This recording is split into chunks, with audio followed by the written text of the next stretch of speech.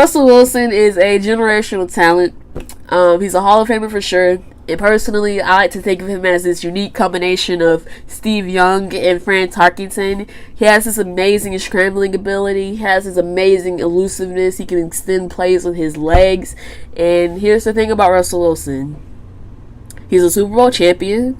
He could have been a 2-time Super Bowl champion if it weren't for human error. But that doesn't matter because here's the situation. Russell Wilson is due for another contract, clearly. And according to reports, he is requesting one by April 15th. And I'm just here to say that he's worth every single penny of $35 million a year.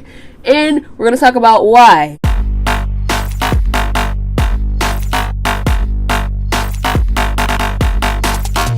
Hello everyone, my name is Tasia Wood, your host of Court Huddle. And today we're going to talk about an anomaly, an all-time great, a generational talent, Russell Wilson. And here's the thing about Russell Wilson. He was doubted pretty much his entire life, high school, college, even up to the NFL draft. And in high school, he had a phenomenal high school career. He was an all-region, all-state player, but he was a 2-star recruit coming out of high school. And Russell decided to commit to NC State. And he spent 3 years playing football there. He redshirted his freshman season. And during his redshirt freshman season, he passed for 1,955 yards, 17 touchdowns to just 1 interception. He had a winning record during his time as a starter, and he didn't even start the entire season, and his stats were amazing. And as for the rest of his college career at NC State, his stats were good, not necessarily great. He was a reliable starter for sure. He could win you games, certainly. But the thing about it, he never completed 60% of his throws at NC State. And in my opinion, that is an issue if you cannot complete more than 60% of your passes on the college level. I'm talking about you, Josh Allen. But all this changed when Russell decided to transfer and play college football during his senior season at the University of Wisconsin. And boy, was that a complete turnaround, because let me tell you, Russell Wilson was electrifying during his senior season. He passed for 3,175 yards, 33 touchdowns to just 4 interceptions, and not only that, he completed 72% of his passes, okay? He went from completing 58% of his passes in his junior season to 72% of his passes. I don't know why they didn't boost his draft stock, because guess why he didn't get drafted in the first round? His height. That's right, he is 5'11". And if you want to get all technical, he's actually 5'10 and 5'8 inches. And because of that, he was drafted in the 3rd round of the 2012 NFL draft. Many people did not like this decision by the Seahawks to draft him, because they already acquired a quarterback in Matt Flynn in free agency, so it didn't make sense to take a quarterback in the 3rd round, especially somebody as short as Russell Wilson. But Russell Wilson has done more than enough to silence his critics and silence his haters, because in my opinion, he is the biggest draft steal of the decade. As a rookie, he tied the rookie touchdown record at the time with 26 touchdown passes to just 9 interceptions. He had a passer rating of 100, and at the time, that was the highest passer rating by a rookie. As a rookie, he led his team to a playoff berth as well as a victory in the wild card round, but will fall short to the Atlanta Falcons in the divisional round. And that comes after Russell Wilson throws his Hail Mary attempt to the end zone, but it is intercepted by Julio Jones. But that will all change, because Russell Wilson and the Legion of Boom will go on to embarrass Peyton Manning and the Denver Broncos in the Super Bowl. And during Super Bowl 48, Russell Wilson passed for 206 yards, 2 touchdowns to no interceptions. Solid performance? Hell to the yes. Super Bowl MVP? No, he didn't win it. A defensive player won it, and I cannot think of his name right now, and it's not in my notes either. So I'll just put it right here somewhere for you.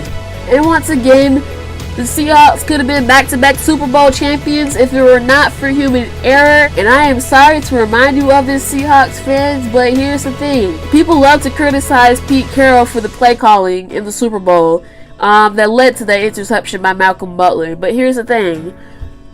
What if Russell Wilson handed it off to Marshawn Lynch?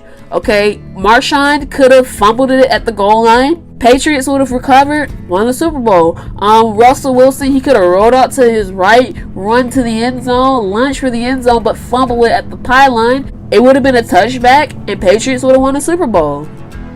So that's the thing, you just never know.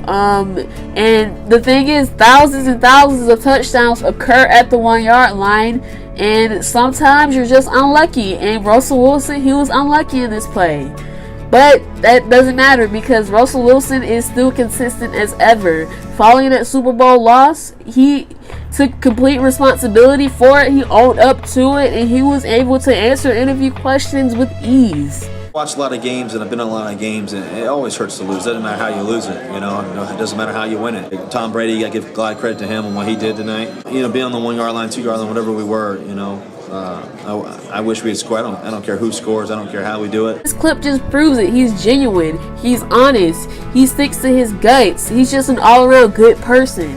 And like I said, he continues to be consistent. He continues to set NFL records. First Seahawks quarterback to pass for 4,000 yards in the season. Highest passer rating in the 2015 NFL season. And perhaps one of the best plays of his career was during the wild card round versus the Minnesota Vikings. The center snaps the ball over the head of Russell Wilson. Russell scrambles to get the ball, and he throws the ball to a wide open Tyler Lockett. And Tyler Lockett ends up setting first and goal for the Seahawks. That is an amazing play, and that just shows that Russell Wilson, he's the only quarterback that can do that. I don't know too many quarterbacks that would have been able to pull that off. And the Seahawks will go on to win that game 10-9 because Blair Walsh chokes away the game-winning field goal. Moving on, Russell Wilson and the Seahawks have always had winning seasons together. Alright, there was only one season where they came up short of the playoffs, and that was 2017. And that year the team went 9-7. He led the league in touchdown passes with 34, and he was also the team's leading rusher with 586 rushing yards. The Seahawks didn't even have a running back. They had a terrible offensive line.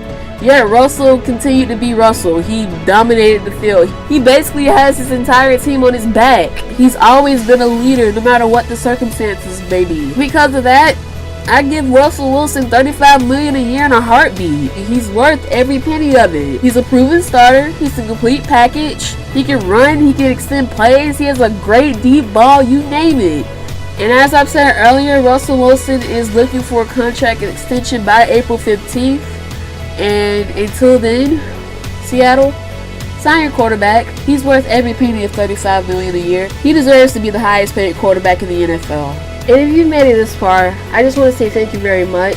I appreciate your support, and please continue by supporting me by subscribing to my channel, commenting down below, and liking this video. Even though those seem like little things, those little things go very, very far in helping me reach my goal, because one day I do hope that this channel does take off. I hope that I do have a future in sports commentary, and by doing those little things, you help me out and you help me reach my goal. So thank you very much, and I'll see you next time.